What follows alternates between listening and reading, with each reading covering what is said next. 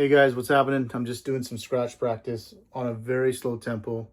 I'm just going to do crabs. Just want to kind of start learning those. I know there's other stuff I've got to work on, but I want to do some crabs today. Just going to go back and forth on a very slow tempo. This video is probably going to be boring, but that's what I'm going to work on.